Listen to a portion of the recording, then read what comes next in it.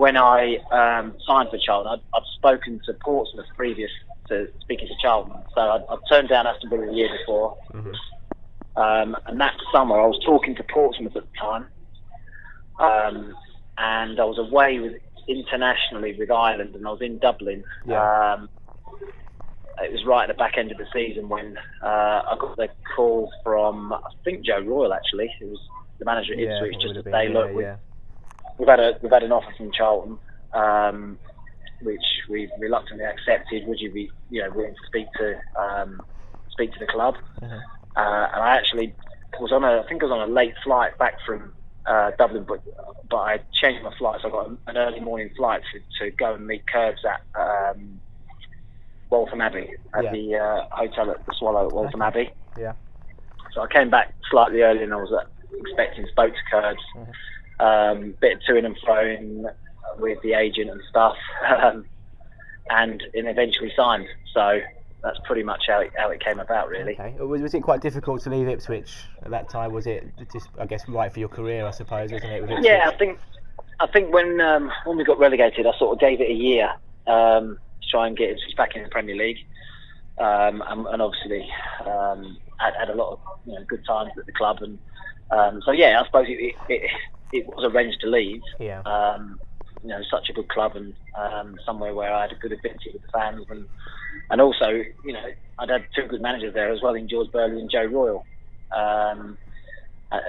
So I suppose in lots of ways it was different to leave, but at the same time, I'd done another year in the Championship and wanted to be back playing in the Premier League. And so that opportunity came along. I spoke to Portsmouth and Charlton before agreeing to the move. But as soon as I sort of, I met Curbs, and I knew a lot about the club anyway. We'd sort of had plenty of battles over the years anyway. So I knew a lot about the club, and the fact that it was in lots of ways a very similar club. In terms of the family environment. Curbs had been there a long time, so it wasn't, with Aston Villa, for instance. I had sort of not a feeling, but I never felt comfortable that Graham Taylor was going to be there that long. When I spoke to him, and he actually got sacked 3 months after I spoke to them. Proven right, yeah. So whereas with Curbs, I always felt, he'd been there a long time, and it wasn't as if he was going to be leaving anytime soon. And listening to his thoughts and what was happening and other players that he was bringing in, etc. So I wanted to sign. Was there any games that stand out? Obviously, I'm sort of asking that as a loaded question, but that season we had the Chelsea 4-2. I think you got a goal in that one, didn't you? Yeah, I did. Yeah, that probably does stand out as a highlight. Not least because we beat Chelsea, but it was Boxing Day as well.